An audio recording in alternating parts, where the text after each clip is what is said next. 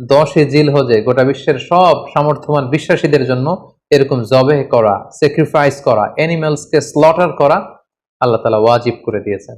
তার মানে কুরবানির যে বিধান, এটা আমরা সাইয়েদনা ইসমাঈল আলাইহিস সালামের বদৌলতেই পেয়েছি।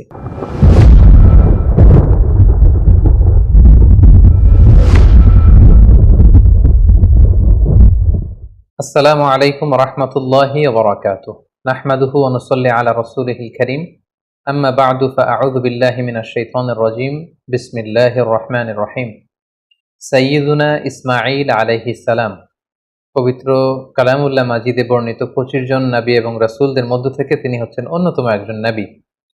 এবং সাইয়েদনা ইসমাঈল আলাইহিস সালাম ছিলেন ইব্রাহিম আলাইহিস সালামের জ্যেষ্ঠ পুত্র।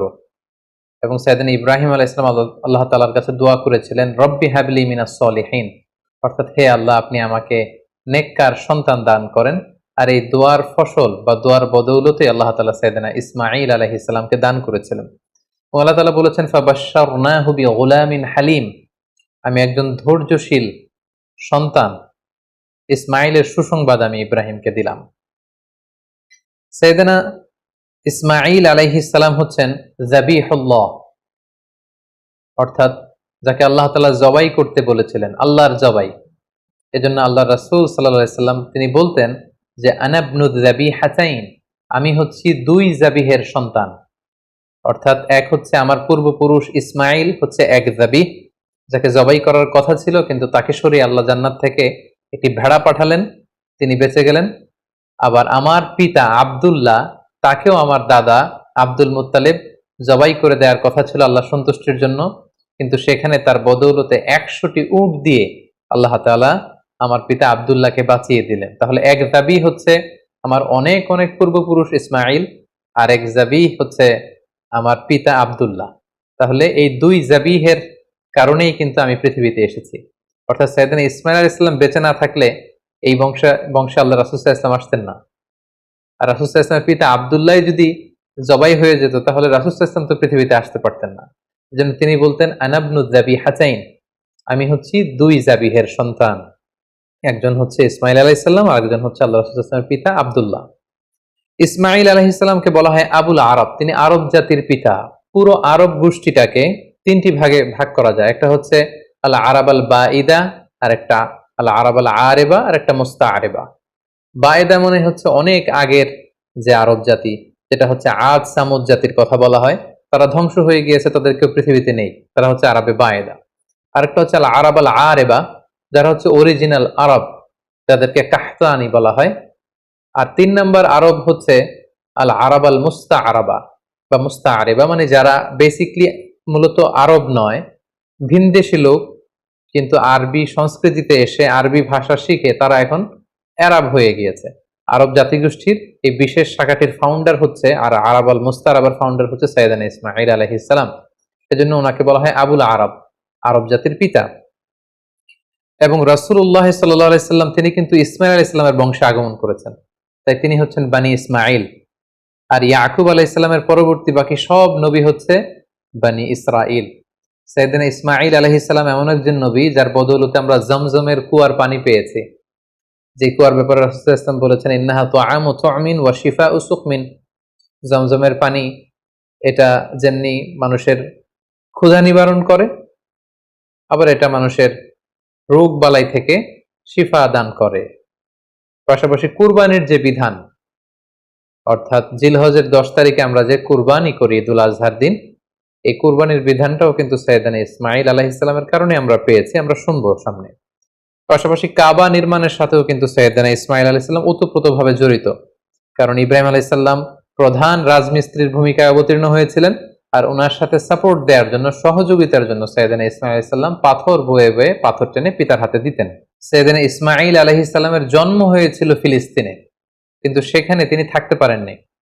আল্লাহ তাআলার আদেশে ওনার পিতা ইব্রাহিম আলাইহিস সালাম হাজারকে এবং ইসমাঈলকে মক্কার মরুজমিনে রেখে দিয়ে যায়।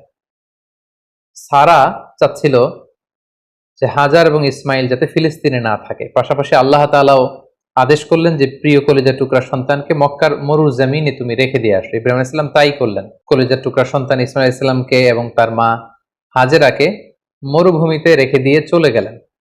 একা ধুধু প্রান্তরে হাজেরার কাছে কিছু নেই, সামান্য কিছু খেজুর আর এক মশক পানি। 1-2 দিন যাওয়ার পরে এই খেজুরও শেষ, পানিও শেষ। কোনো খাবার যেহেতু নেই, হাজেরার স্তনে দুধও নেই, দুধের বাচ্চা ইসমাইলকে খাওয়ানোর মতো কিছু নেই। আল্লাহর এই নবী সাইয়েদনা ইসমাইল আলাইহিস সালাম, দুধের বাচ্চা, তিনি ছটফট করছিলেন ক্ষুধার যন্ত্রণায়, পানির তৃষ্ণায়। সাইয়েদনা ইসমাইল আলাইহিস সালাম মক্কার মরু জমিনের মধ্যে তিনি ছটফট করছেন। এই কঠিন দৃশ্য দেখে ধৈর্য ধারণ করা হাজেরার পক্ষে সম্ভব ছিল না। তিনি সাইয়েদনা ইসমাইল ইসলামকে মরুভূমির মধ্যে রেখে পানির সন্ধানে, পাশে একটা ছোট্ট পাহাড় ছিল, পাহাড়টির নাম হচ্ছে সাফা, এই সাফা পাহাড়ের উপরে তিনি আরোহণ করলেন। দূর মরুভূমির এদিক সেদিক তিনি খুঁজতে আরম্ভ করলেন, কোনো কাফেলা দেখা যায় কিনা, কাউকে দেখা যায় কিনা, পানির কোনো সন্ধান করা যায় কিনা। না, তিনি কাউকে দেখতে পাচ্ছেন না। আবার তিনি সাফা পাহাড় থেকে নেমে পাশে আরেকটা পাহাড় ছিল, সেটার নাম হচ্ছে মারোয়া, দৌড়ে যে মারোয়াতে উঠলেন। এবার আবার মরুভূমির দিকে তিনি তাকালেন যে কোনো কাফেলা দেখা যায় কিনা, কোনো জনমানুষ দেখা যায় কিনা, পানির কোনো সন্ধান মিলে কিনা, কিন্তু না, তিনি কাউকে দেখতে পেলেন না। আবার তিনি মারোয়া থেকে নেমে এসে সাফায় উঠলেন, আবার সাফা থেকে মারোয়ায়। এভাবে তিনি পানির সন্ধানের জন্য সাফা থেকে মারোয়া পাহাড়ের মাঝখানে সেই তপ্ত মরুর বুকে 7 বার তিনি দৌড়াদৌড়ি করেছিলেন। বিবি হাজেরার এই 7 বার টার্ন করাটা, এই দৌড়াদৌড়ি করাটা আল্লাহ তাআলার কাছে এত পছন্দনীয় হয়েছে, হজের সময় প্রত্যেক হাজী সাহেবের এই 2 পাহাড়ের মাঝখানে আস-সা'য়ু বাইনা সাফা ওয়াল মারওয়া, সাফা মারওয়ার মাঝখানে দৌড়াদৌড়ি করাটাকে আল্লাহ তাআলা হাজীদের জন্য ওয়াজিব করে দিয়েছেন। হঠাৎ আল্লাহ তখন ফেরেশতা পাঠালেন। ফেরেশতা বলল, হাজার তুমি যাও, তোমার দুধের ছেলে ইসমাইলের কাছে যাও, তার পাশেই তুমি জমজমের কুয়া দেখতে পাবে। তিনি গেলেন, যে দেখলেন ঠিকই মরুর জমিন ফুঁড়ে সেখান থেকে কলকল করে ভিতর থেকে পানি বের হচ্ছে। তিনি দেখে তো তিনি অবাক হলেন, তিনি আল্লাহর শুকরিয়া আদায় করলেন, এটাই হচ্ছে সেই জমজমের কুয়া। এবং সেখান থেকে তিনি পানি পান করলেন, মশকের ভেতরে পানি ভরে রাখলেন, দুধের শিশু ইসমাইলকে পানি পান করালেন। তিনি দেখতে পেলেন পানি শুধু বেরোচ্ছে আর বেরোচ্ছে, পানি যেন চলে না যায় চারদিকে। তিনি বালু দিয়ে বাঁধ দিতে লাগলেন। আমরা যেমনি পানি ঠেকানোর জন্য বেড়ি বাঁধ দেই, তেমনি হাজার তিনি বালু দিয়ে বাঁধ দিতে লাগলেন। হাজার কিন্তু আরবি ভাষা জানতো না, তিনি জানতেন ইব্রানি ভাষা, এবং ইসমাইল আলাইহিস সালামও তো ছোট বাচ্চা। সো হাজার ইব্রানি ভাষায়, তার নিজের ভাষায় বালি দিয়ে পানিটাকে আটকে রাখার চেষ্টা করছিলেন, আর ইব্রানি ভাষায় বলছিলেন ঝাম ঝাম, মানে স্টপ স্টপ, থাম, পানি চলে যাস নে। তিনি পানি আটকানোর জন্য বাদ দিয়ে নিজের ভাষায়, ইব্রানি ভাষায় তিনি বলছিলেন ঝাম ঝাম, মানে থাম থাম। তো ওনার মুখ নিঃসৃত এই ঝাম ঝাম শব্দ দুইটা আল্লাহ তাআলার এত ভালো লেগেছে, কিয়ামত পর্যন্ত এই পানির কুয়ার পানির নাম আল্লাহ তাআলা এটাকে জামজামের কুয়ার পানি হিসেবে নাম করে দিলেন। সুবহানাল্লাহ বিহামদি। ইন দ্য মিন টাইম, ইয়ামান থেকে একটি ব্যবসায়ী কাফেলা পাশ দিয়ে যাচ্ছিল। কাফেলাটির নাম হচ্ছে জুরহুম, জুরহুম গ্রুপের একটি কাফেলা, জুরহুম কওমের। তারা হঠাৎ করে মক্কার আকাশে পাখি দেখতে পেল। এর আগে কখনো মক্কার আকাশে তারা পাখি দেখেনি। আর আরব এলাকায় কোনো এলাকার উপর দিয়ে পাখি ওড়াউড়ি করা মানে সেখানে পানির অস্তিত্ব রয়েছে। কাফেলার প্রধান বলল, এখানে পাখি আসলো কোত্থেকে? মক্কার এই লোকেশনে তো কখনো আমরা এত বছর ধরে এখানে কাফেলা নিয়ে আসা যাওয়া করি, আমরা তো পাখি দেখিনি, নিশ্চয়ই এখানে পানির কোনো ব্যবস্থা হয়েছে। তারা যেয়ে দেখলো যে একজন নারী, সাথে দুগ্ধপোষ্য ছোট্ট বাচ্চা, আর পাশে একটা কুয়ার মতো, ভেতর থেকে শুধু পানি বেরোচ্ছে। তারা হাজেরার কাছে পানির অনুমতি চাইলো, হাজেরা পানির অনুমতি দিলেন। তারা পানি খেয়ে তৃপ্ত হলো। তারা বলল যে আপনি যদি অনুমতি দেন তাহলে আমরা এই পানির আশেপাশে বসতি করতে চাই এবং আমাদের এলাকাবাসীদের সবাইকে এনে এখানে রাখতে চাই। বিবি হাজেরা বললেন, হ্যাঁ অবশ্যই, তোমরা আসতে পারো, পানি খেতে পারো, এখানে বসতি স্থাপন করতে পারো, তবে মনে রেখো এই জমজমের মালিকানা তোমাদের থাকবে না, ওনারশিপ থাকবে আমার কাছে। সুবহানাল্লাহি বিহামদি। সাইয়েদনা ইব্রাহিম আলাইহিস সালামের দোয়ার ফসলে এখানে জনমানুষের আগমন ঘটতে আরম্ভ করলো। জমজমের পানির কথা চারদিকে ছড়িয়ে পড়তে লাগলো, এবং ছোট্ট দুধের বাচ্চা ইসমাঈল আলাইহিস সালাম বড় হতে লাগলেন। এবং সাইয়েদুনা ইসমাঈল আলাইহিস সালাম এই জুরহুম গোত্রের লোকদের কাছে তিনি আরবি ভাষা শিখলেন। তাদের ছেলে মেয়েদের সাথে তিনি বড় হতে লাগলেন। অরিজিনালি তারা ছিলেন ইব্রানি ভাষার লোক, কিন্তু এখানে তিনি আরবি ভাষা শিখে ফেললেন। সাইয়েদনা ইসমাঈল আলাইহিস সালাম এই জুরহুম কওমের লোকদের কাছে বড় হতে লাগলেন। সেখানকার ছেলে মেয়েদের সাথে তিনি কথা বলতে বলতে আরবি ভাষা শিখে ফেললেন। উনি ছিলেন ইব্রানি ভাষার মানুষ, কিন্তু তাদের কাছ থেকে তিনি আরবি ভাষা একেবারে পরিপক্ক হলেন। তার বয়স যখন 13 বছর, ঠিক তখন আল্লাহ তাআলা তার পিতা সাইয়েদনা ইব্রাহিম আলাইহিস সালামকে স্বপ্নে দেখালেন যে, ইব্রাহিম, তুমি তোমার সবচাইতে পছন্দনীয় বস্তুটি আল্লাহর রাস্তায় কুরবানি করো। একাধিকবার তিনি এই স্বপ্নটি দেখলেন এবং ইব্রাহিম আলাইহিস সালাম বুঝতে পারলেন যে আমার সবচাইতে পছন্দনীয় হচ্ছে আমার ছেলে ইসমাইল, যাকে আমি আল্লাহর আদেশে সেই মক্কার মরুভূমিতে রেখে এসেছি। আজ 13টি বছর আমি ফিলিস্তিনে আমার ছেলেকে অনেক মিস করছি। না জানি আমার ইসমাইল দেখতে কতটুকু হয়েছে, না জানি আমার ইসমাইল কত বড় হয়েছে, দেখতে কত সুন্দর হয়েছে। ইব্রাহিম আলাইহিস সালামের হৃদয়ে ছেলে ইসমাইলের মায়া ভালোবাসা যখন প্রবল ভাবে জন্মালো, ঠিক ওই মুহূর্তে তিনি স্বপ্নে দেখলেন যে আল্লাহ তাআলা ইসমাইল আলাইহিস সালামকে কুরবানি করে দেওয়ার জন্য, জবাই করে দেওয়ার জন্য আদেশ করছেন। তিনি আল্লাহ তাআলার আদেশে ফিলিস্তিন থেকে মক্কায় চলে আসলেন। এসে 13 বছর পর নিজের কলিজার টুকরা সন্তান ইসমাইলকে দেখলেন। কিন্তু এই ছেলেকেও তিনি বেশি দিন ধরে রাখতে পারবেন না, কারণ আল্লাহ তাআলার আদেশে তাকে জবাই করতে হবে। তিনি ছেলের সাথে কনসাল্ট করলেন। বাবা ছেলের কনভারসেশনটা কেমন ছিল আল্লাহ তাআলা সূরাতুস সাফফাতে খুব চমৎকার ভাবে বলছেন, ফালাম্মা বালাগা মাআহু সাইয়া ক্বালা ইয়া বুনাইয়া ইন্নী আরা ফিল মানামি আন্নী আযবাহুক। ইসমাইল যখন একটু হাঁটতে পারে, দৌড়াতে পারে, ছোটাছুটি করতে পারে, এই বয়সে যখন পৌঁছলো, ইব্রাহিম আলাইহিস সালাম এসে বললেন, হে আমার কলিজার টুকরা সন্তান, আমি স্বপ্নে দেখেছি যে আমি তোমাকে জবাই করছি। ফানজুর মাযা তারা, what do you think about it, what's your opinion about the matter, তোমার মতামত কি, আমি তোমার মতামত জানতে চাই। ছোট্ট ছেলে ইসমাইল আলাইহিস সালাম বললেন, ক্বালা ইয়া আবাতি ফাআল মা তু'মার, হে আমার বাবা, আপনি যেমনটি আদিষ্ট হয়েছেন ঠিক তেমনটি করুন।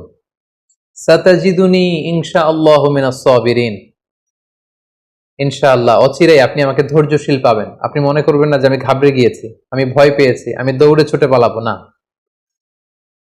আপনি যেমনটি দেখেছেন তেমনটি করুন, কারণ আপনি আল্লাহর নবী এবং আল্লাহ তাআলা আপনাকে আদেশ করেছেন, এটা আপনার উপর আল্লাহর ওয়াহী। সো আপনি আমাকে ধৈর্যশীল পাবেন। বাবা ছেলে তখন মক্কা থেকে, মক্কার পাশেই মিনা অবস্থিত, মিনা প্রান্তরে রওনা হলেন আল্লাহ তাআলার আদেশে ছেলেকে কুরবানি করবার জন্য। কি মর্মান্তিক, কি হৃদয় বিদারক সে দৃশ্য। এবং সাইয়েদনা ইসমাইল আলাইহিস সালাম বললেন, বাবা, আমার চেহারার দিকে তাকিয়ে আপনি ছুরি চালাতে আপনার বড্ড মায়া লেগে যাবে, কষ্ট লেগে যাবে। আপনি আমাকে উল্টো করে শুইয়ে দিন, অর্থাৎ আমার চেহারাটা থাকবে মাটির দিকে, আপনি পেছন দিক থেকে আমাকে জবাই করুন। আল্লাহ তাআলা বলছেন, ফালাম্মা আসলামা ওয়া তাল্লাহু লিল জাবিন, দুইজনেই যখন সারেন্ডার করলো, মানে তাদের হৃদয়ে তখন আল্লাহর ভালোবাসা, আল্লাহর আনুগত্যের এই ব্যাপারটা ছাড়া আর কোনো কিছুই নেই। সাইয়েদনা ইব্রাহিম ছেলেকে হৃদয় থেকে সরিয়ে সেখানে আল্লাহর আদেশকে, আল্লাহর ভালোবাসাকে স্থান দিয়েছে। ছোট্ট ছেলে ইসমাইলও আল্লাহর ভয়ে রাজি হয়ে গিয়েছে। সাইয়েদনা ইব্রাহিম আলাইহিস সালাম তখন ইসমাইল আলাইহিস সালামের গলার মধ্যে ছুরি চালাবেন। আসলে এতটুকু পর্যন্ত অগ্রসর হওয়াটাই আল্লাহ তাআলা চেয়েছিলেন। আল্লাহ তাআলা চাননি যে পিতা ইব্রাহিমের কাছ থেকে শিশু ইসমাইলকে ছিনিয়ে নিতে। আল্লাহ তাআলা চেয়েছেন যে ইসমাইলের স্থান ইব্রাহিমের হৃদয়ে বড় নাকি আমি আল্লাহর স্থান বড়। তিনি যখন ছুরি চালাবেন, পেছন থেকে ডাক আসলো, ওয়ানাদাইনাহু আইয়া ইব্রাহিম, হে ইব্রাহিম, স্টপ, আর সামনে আগ বাড়ানো যাবে না, এখানেই থামো। কদ সাদ্দাকতা রুইয়া, তুমি তোমার স্বপ্নকে বাস্তবায়ন করেছো, তুমি তোমার স্বপ্নকে বাস্তবায়ন করে দেখিয়ে দিয়েছো। ইন্না কাযালিকা নাজজিল মুহসিনিন, এভাবেই আমি যারা সৎ কর্ম পরায়ণশীল তাদেরকে প্রতিদান দিয়ে থাকি। ইন্না হাযা লাহুয়াল বালাউল মুবিন, নিশ্চয়ই এটা অনেক বড় পরীক্ষা। এই বড় পরীক্ষাতেও তুমি বাপ বেটা তোমরা উত্তীর্ণ হয়েছো। ফাদাইনাহু বিযিবহিন আযীম, আল্লাহ তাআলা বলছেন, জান্নাত থেকে একটা বকরি এনে, একটা ভেড়া এনে আমি ইসমাইলকে সরিয়ে দিলাম, ইসমাইলের জায়গায় ওই বকরি কুরবানি হয়ে গেল। আল্লাহু আকবার। সাইয়েদনা ইসমাইল আলাইহিস সালাম বেঁচে গেলেন। ওই যে মিনা প্রান্তরে সাইয়েদনা ইব্রাহিম আলাইহিস সালাম ছেলের বদলে বকরি জবাই করলেন, এই দৃশ্যটাও আল্লাহ তাআলার এত ভালো লেগেছে, কিয়ামত পর্যন্ত 10 জিলহজে গোটা বিশ্বের সব সামর্থ্যবান বিশ্বাসীদের জন্য এরকম জবেহ করা, স্যাক্রিফাইস করা, অ্যানিমালসকে স্লটার করা আল্লাহ তাআলা ওয়াজিব করে দিয়েছেন। তার মানে কুরবানির যে বিধান, এটা আমরা সাইয়েদনা ইসমাঈল আলাইহিস সালামের বদৌলতেই পেয়েছি। কেন আল্লাহ তাআলা এমনটি করলেন? আল্লাহ তাআলা চাইলেন যে আমি দেখতে চাই ইব্রাহিমের হৃদয়ে কে বড়, কলিজার টুকরার সন্তান ইসমাইল বড় নাকি আমি আল্লাহ তাআলা বড়। এখান থেকে আমাদের জন্য শিক্ষা হচ্ছে, ইব্রাহিম আলাইহিস সালামের হৃদয়ে সবচাইতে পছন্দের জায়গাটা ছিল তার সন্তান ইসমাইল, কারণ 86 বছর পর একটা সন্তান পেয়েছে। কত মায়ার জায়গায়, কত আদর এবং ভালোবাসার জায়গায় তিনি হৃদয়ে তাকে স্থান দিয়েছিলেন। আল্লাহ চেয়েছেন না ওই জায়গায় যেন আল্লাহর ভালোবাসাটা থাকে। এজন্য ইব্রাহিম আলাইহিস সালামের উপর সবচেয়ে বড় পরীক্ষা তিনি চাপিয়ে দিয়েছিলেন। সম্মানিত ভাই এবং বোনেরা, আমাদের হৃদয়েও একটা ইসমাইল আছে। আমাদের কারো হৃদয়ের ইসমাইল হচ্ছে আমার টাকা, আমাদের কারো হৃদয়ের ইসমাইল হচ্ছে আমার ব্যাংক ব্যালেন্স, কারো হৃদয়ের ইসমাইল হচ্ছে আমার গাড়ি, আমাদের কারো হৃদয়ের ইসমাইল হচ্ছে আমার যশ খ্যাতি। আল্লাহ তাআলা দেখতে চান যে সব কিছুকে আমরা আল্লাহর ভালোবাসার বিনিময়ে স্যাক্রিফাইস করতে পারি কিনা, কোরবানি করতে পারি কিনা, আল্লাহর জন্য সবকিছুকে আমরা উজাড় করে দিতে পারি কিনা। এটাই হচ্ছে কোরবানির শিক্ষা। সাইয়েদনা ইসমাঈল আলাইহিস সালামকে নিয়ে যখন হাতে ছুরি নিয়ে বা হাতে ছেলেকে নিয়ে যখন বাপ বেটা মিনা প্রান্তরে রওনা হয়েছিল, এই দৃশ্য যেন, এই দৃশ্যায়ন যেন না ঘটে, এই সিনারি যাতে না ঘটে, তারা যেন আল্লাহ তাআলার ভালোবাসায় আরো এক ধাপ যাতে এগিয়ে যেতে না পারে, পেছন থেকে শয়তান অনেকবার টেম্পটেশন করেছিল। তাফসিরে এসেছে যে মোট 3টা জায়গায় টেম্পটেশন করা হচ্ছিল। ইবলিস বলছিল যে ইসমাইল তুমি যেও না, তোমার বাবা তোমার গলায় ছুরি চালিয়ে দেবে, ফিনকি দিয়ে রক্ত বেরোবে, তুমি সহ্য করতে পারবে না, তুমি ছুটে পালিয়ে যাও। সেদিন ইসমাঈল আলাইহিস সালাম তখন ঠিক সেই জায়গাতেই মাটি থেকে পাথর নিয়ে শয়তানের দিকে ছুড়ে মেরেছিল। কিছু দূর যাওয়ার পর আবার শয়তান এসে ধোকা দেয়। ইসমাঈল আলাইহিস সালাম, ইব্রাহিম আলাইহিস সালাম তারা পাথর ছুড়ে মেরেছিল। তিনটি জায়গায় ওনারা আল্লাহ তাআলার পক্ষে শয়তানের বিরুদ্ধে পাথর নিক্ষেপ করেছিল। এই দৃশ্যটাও আল্লাহ তাআলার কাছে এত ভালো লেগেছে, কিয়ামত পর্যন্ত পৃথিবীর সকল হাজীদের জন্য জামরাতুল আকাবা, আল কুবরা, আল বুস্তা, আস সুগরা, এই 3টা জায়গায় 7টা করে 21টা পাথর মারা সব হাজীদের জন্য আল্লাহ তাআলা ওয়াজিব করে দিয়েছেন। তার মানে এই জমজমের বরকতময় পানি, পৃথিবীর সব পানি খেলে শুধু তৃষ্ণা মিটে, আল্লাহ রাসূল সাল্লাল্লাহু আলাইহি ওয়াসাল্লাম বললেন জমজমের পানি খেলে ক্ষুধাও মিটে যায়। এটা পেলাম আমরা সাইয়েদনা ইসমাঈল আলাইহিস সালামের বদৌলতে, আমরা কুরবানির বিধান পেলাম ইসমাঈল আলাইহিস সালামের বদৌলতে, এবং তার মা হাজেরার দৌড়াদৌড়ির কারণে এখানে সাফা মারওয়াতে সাই করার বিধান আমরা পেলাম, এবং তিনি শয়তানের বিরুদ্ধে শক্ত অবস্থান জানান দেওয়ার জন্য যে পাথর ছুঁড়ে মেরেছিলেন, এটার মাধ্যমে আমরা রমিউল জিমার, হাজী সাহেবদের যে কঙ্কর নিক্ষেপ করতে হয় 3টি স্থানে, সেটি আমরা পেয়েছি। সম্মানিত সুধী, সাইয়েদনা ইসমাঈল আলাইহিস সালাম যখন প্রাপ্তবয়স্ক হলেন, তিনি জুরহুম গোত্রের একটি মেয়েকে বিয়ে করলেন। এখন আমরা ওনার জীবনের 2টি বিবাহ নিয়ে কথা শুনবো, যেটি সহিহ বুখারীতে এসেছে। তিনি যখন বিয়ে করলেন অনেকদিন পর, তার মা হাজেরা মারা গেল, অনেকদিন পর সাইয়েদনা ইব্রাহিম আলাইহিস সালাম ফিলিস্তিন থেকে কলেজের টুকরা সন্তান ইসমাঈল আলাইহিস সালামকে দেখতে আসলেন। মক্কায় এসে তিনি দেখলেন যে ইসমাইল ঘরে নেই, আছে তার স্ত্রী। তিনি স্ত্রীকে জিজ্ঞেস করলেন, তোমরা কেমন আছো? স্ত্রী উত্তরে বলল, না, আমরা খুব একটা ভালো নেই। তিনি বললেন, তোমার স্বামী ইসমাইল কোথায়? স্ত্রী বলল যে তিনি বাইরে গিয়েছেন রিজিকের অন্বেষণে। তোমাদের দিনকাল কেমন চলে? বেশি ভালো চলে না, খাবার দাবার না বেশি একটা সুবিধার না। মানে কমপ্লেইন আর কমপ্লেইন, যেটা শুনে বৌমার এরকম কথা শুনে তিনি নিজের পরিচয় গোপন রাখলেন, কিন্তু বৌমার এরকম কথা শুনে তিনি পছন্দ করলেন না। তিনি বললেন, তোমার হাজবেন্ড ইসমাইল যখন বাসায় আসবে বলো যে একজন বৃদ্ধ লোক এসেছিল, আমার পক্ষ থেকে সালাম বলো, আর বলবে যে তোমার ঘরের দরজার চৌকাঠটা যেন সে পাল্টে ফেলে, এই কথা বলে দিও। তিনি চলে গেলেন, ইসমাইল আলাইহিস সালাম আসলেন। স্ত্রী বলল, একজন বৃদ্ধ লোক এসেছিল, তোমাকে সালাম দিয়েছে, আর তিনি বলেছেন ঘরের দরজার চৌকাঠ যেন পাল্টে ফেলো। এই বাক্যটা কিন্তু অনেক ইঙ্গিতপূর্ণ একটা বাক্য। এটা নবীর বলে যাওয়া বাক্য, আর নবীর কথা নবী বুঝে। কারণ ইসমাঈল আলাইহিস সালাম উনিও ভাবী নবী, মানে অচিরেই নবী হতে যাবেন। উনি বুঝতে পারলেন যে সে বৃদ্ধ লোক তো আমার বাবা ইব্রাহিম, আল্লাহর খলিল ছাড়া কেউ নয়। ইসমাঈল আলাইহিস সালাম বলল, কি বলো তুমি, আমার বাবা এই কথা বলেছে? স্ত্রী বললেন, হ্যাঁ, আপনার পিতা এই কথা বলেছে। তুমি কি করেছিলে? তিনি বললেন যে আমি অনেক কমপ্লেইন করেছি যে আমাদের খাবার দাবারের সমস্যা, আমি অসন্তোষ প্রকাশ করেছি। সাইয়েদনা ইসমাঈল আলাইহিস সালাম বললেন, তুমি চিনোনি, সেটা ছিল আমার জন্মদাতা পিতা ইব্রাহিম আল খলিল, এবং তিনি যে ইঙ্গিত সূচক বাক্য বলেছে এর মানে হচ্ছে আমি যেন তোমাকে তালাক দিয়ে দেই, আমি তোমাকে ডিভোর্স দিলাম, তুমি তোমার পরিবারের সাথে যে মিলিত হও, আমার সাথে তোমার থাকার আর কোনো সুযোগ নেই। বাবার দিক নির্দেশনা পেয়ে সাইয়েদনা ইসমাঈল আলাইহিস সালাম প্রথম স্ত্রীকে তালাক দিলেন। সেই জুরহুম গোত্রের অন্য একটি মেয়েকে তিনি কিছুদিন পরে বিয়ে করলেন। আবারও অনেক বছর পর আল্লাহ তাআলার আদেশে সাইয়েদনা ইব্রাহিম আলাইহিস সালাম আবার ফিলিস্তিন থেকে ছেলেকে দেখতে আসলেন। কিন্তু কি আশ্চর্যের বিষয়, ওই দিনও ইসমাঈল আলাইহিস সালাম বাড়িতে নেই। সহিহ বুখারীতে এসেছে, তিনি বাড়িতে জিজ্ঞেস করলেন যে ইসমাইল কোথায়, স্ত্রী বলল যে তিনি বাইরে গেছেন রিজিক অন্বেষণের জন্য। তিনি জিজ্ঞেস করলেন তোমরা কেমন আছো? মেয়েটি উত্তরে বলল নাহনু বিখাইরিন ওয়া সা, আলহামদুলিল্লাহ, আল্লাহ আমাদের অনেক দিয়েছেন, শুকর আলহামদুলিল্লাহ, বেশ ভালো আছি। ওয়া আসনাত আলাল্লাহ, এবং আল্লাহর শুকর গুজার হলো, আল্লাহর প্রশংসা করলো। তার মনে কোনো কমপ্লেইন নেই, শুধু শুকর গুজার। তিনি জিজ্ঞেস করলেন মা তুআমুকুম, তোমাদের খাবার দাবার কেমন চলে? ক্বালাত আল্লাহাম, তিনি বললেন আলহামদুলিল্লাহ, আমার স্বামী শিকার করে নিয়ে আসে গোশত, আমরা গোশত খাই, পানি খাই, এটাই আমাদের খাবার। ইব্রাহিম আলাইহিস সালাম এই কথা শুনে খুব খুশি হলেন। ফাকাল আল্লাহুম্মা বারিক লাহুম ফিল লাহমি ওয়াল মা, আল্লাহ তুমি এই ফ্যামিলিতে বরকত দাও, তাদের গোশত এবং খাবারে তিনি বরকত দাও।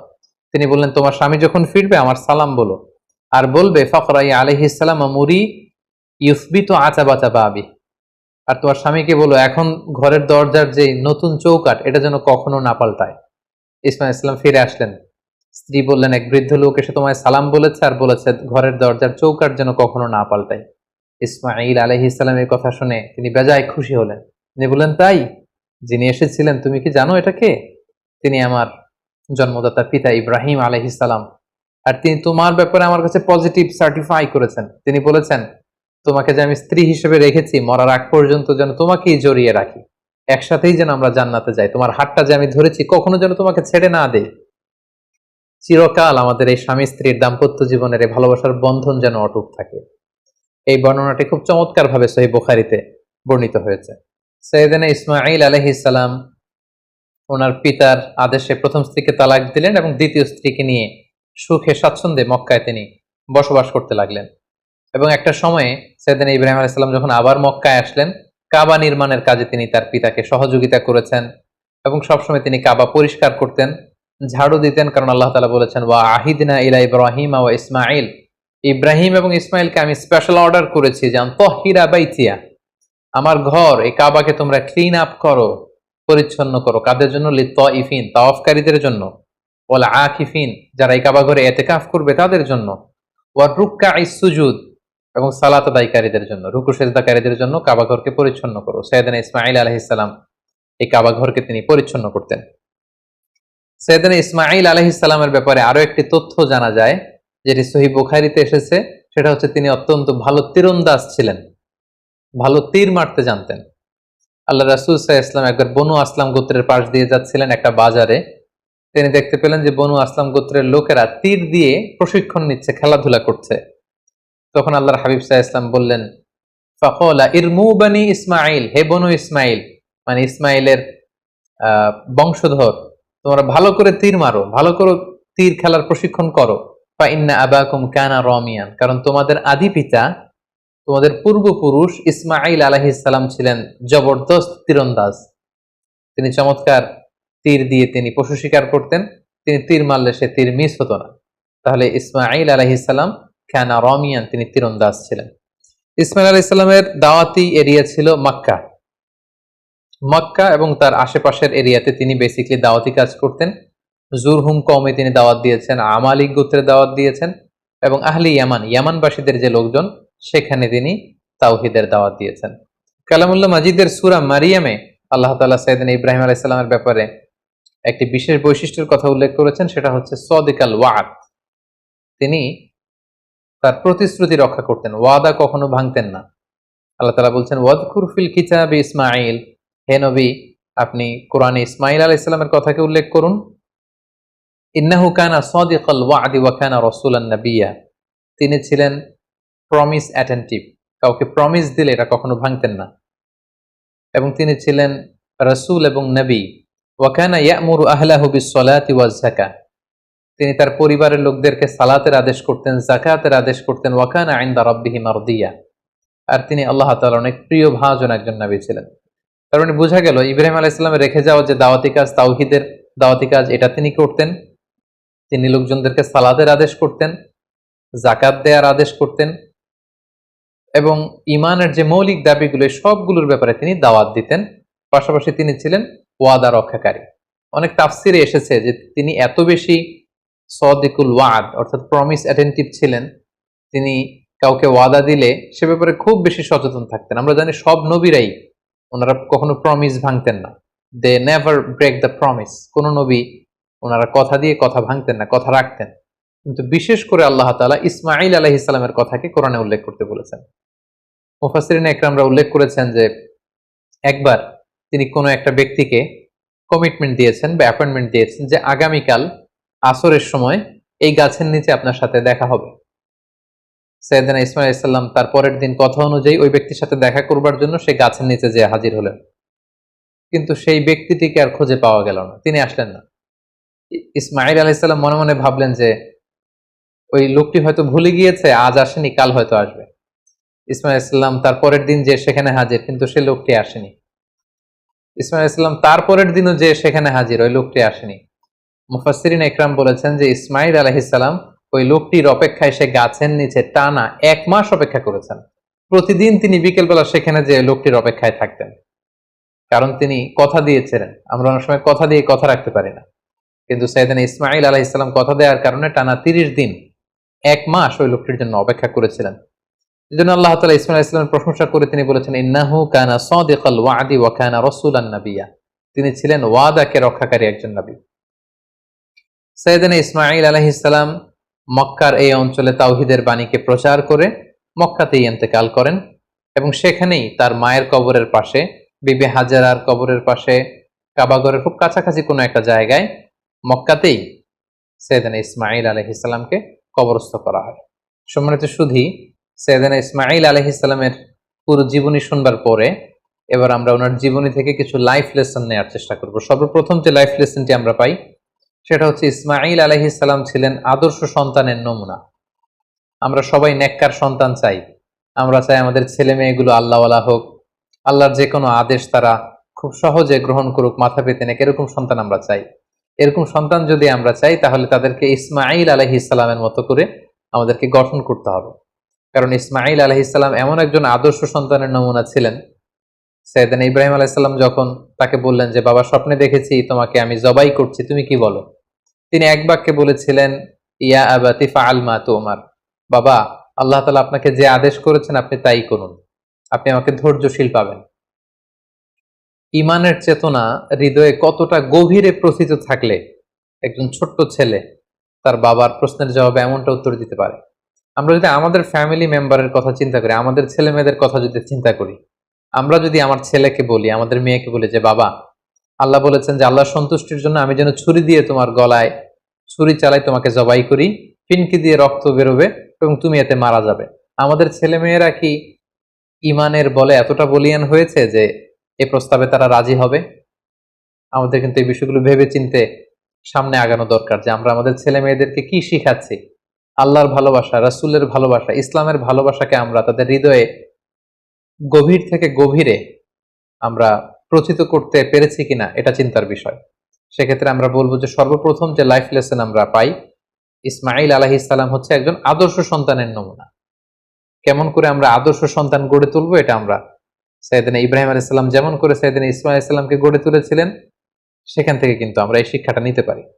পাশাপাশি আমরা দেখবো যে তিনি তার বাবাকে বিভিন্ন কাজে সহযোগিতা করেছেন। কাবা পুনর্নির্মাণের মতো একটা বড় কাজে ছোট্ট ছেলে ইসমাঈল আলাইহিস সালাম তিনি পাথর এনে এনে বাবার হাতে দিয়েছেন এবং সাইয়েদনা ইব্রাহিম আলাইহিস সালাম তিনি কাবা নির্মাণ করেছেন। দ্বিতীয় যে শিক্ষাটি পাই সেটা হচ্ছে ইসমাঈল আলাইহিস সালাম তিনি ছিলেন অত্যন্ত পিতা ভক্ত একজন মানুষ। আমাদের সমাজে আমরা এমন হয়েছে যে আমরা বন্ধু বান্ধবকে খুব বেশি সময় দেই, বন্ধু বান্ধবকে খুব বেশি সাপোর্ট করি, কিন্তু বাবার সাথে আমাদের সেই সম্পর্কের জায়গাটা নেই।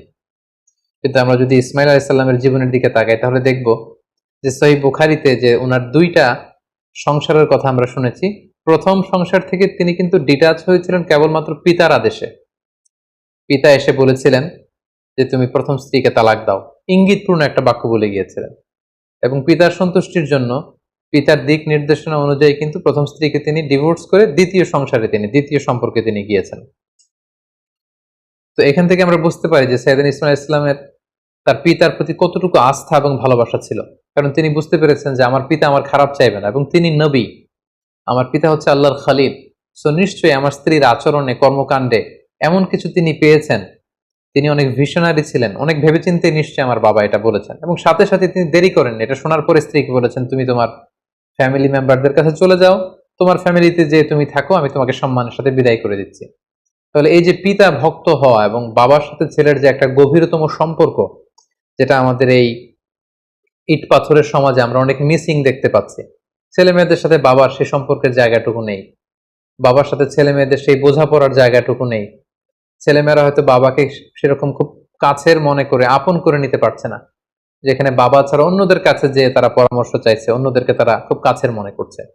তো আমরা যদি আমাদের সন্তানদের সাথে আইস ব্রেকিং করে সুসম্পর্ক গড়ে তুলতে চাই, আমরা কিন্তু সাইয়েদনা ইব্রাহিম এবং তদীয় সন্তান ইসমাইলের সাথে কি সম্পর্ক তারা করেছিলেন সেখান থেকে শিক্ষা নিতে পারি। ইসমাইল ইসলামের জীবনে থেকে সর্বশেষ যে শিক্ষাটুকু পাই সেটা হচ্ছে তিনি খুব পরিশ্রমী ছিলেন, অত্যন্ত পরিশ্রমী ছিলেন। তার প্রমাণ, তিনি কাবা নির্মাণে বাবাকে সহযোগিতা করেছেন। তার আরো একটা প্রমাণ, দুইবার তার বাবা যখন এসে তাদের খোঁজ খবর নিতে এসেছিলেন, একবারও ছেলেকে ঘরে পাননি। তার মানে ঘর কোণে ছেলে ইসমাইল ইসলাম ছিলেন না। তিনি অত্যন্ত হার্ডওয়ার্কিং ছিলেন, পরিশ্রমী ছিলেন। শিকারের জন্য উনি তীর নিয়ে, ধনুক নিয়ে তিনি বাইরে বের হয়ে যেতেন। এবং পৃথিবীর প্রতিটি নবী কিন্তু পরিশ্রমী ছিল। এবং আল্লাহ রাসূল সাল্লাল্লাহু আলাইহি ওয়াসাল্লাম আমাদেরকে জানিয়েছেন যে ইসমাইল ইসলাম খুব ভালো তীর নিক্ষেপ করতে জানতেন, তীর ছুটতে জানতেন। তিনি বড় তীরন্দাজ ছিলেন, শিকারী ছিলেন। এবং মার বাআসাল্লাহু নাবিয়্যান ইল্লা রাআল গানাম, পৃথিবীতে এমন কোন নবী তো আল্লাহ পাঠান নেই যারা ছাগল চড়ায়নি। আর ছাগল চড়ানো, রাখালের কাজ করা, এটা যে কত কষ্টের, এটা যে কত পরিশ্রমের, আমরা একটু চিন্তা করলে বুঝতে পারি। তাহলে আমরা বুঝতে পারলাম যে প্রত্যেক নবীরাই খুব পরিশ্রমী ছিলেন। তারা কর্ম করে, পরিশ্রম করে নিজেদের জীবিকা উপার্জন করেছেন। আমরা যারা নবীদের অনুসারী বলে নিজেদেরকে দাবি করি, আমরা যেন হার্ড ওয়ার্কিং করি, আমরা যেন পরিশ্রম করি, তাহলেই উন্নতি সমৃদ্ধি আমাদের হাতে এসে ধরা দিবে। আল্লাহ তাআলা আমাদের সবাইকে কথাগুলো বুঝবার এবং নবীদের দেখানো পথে নিজেদেরকে পরিচালিত করবার তৌফিক দান করুক। হাযা মা ইনদি ওয়াল ইলমু ইনদাল্লাহ আলাইহি তাওয়াক্কালতু ওয়া ইলাইহি উনীব। ওয়াসসালামু আলাইকুম ওয়া রাহমাতুল্লাহি ওয়া বারাকাতুহু।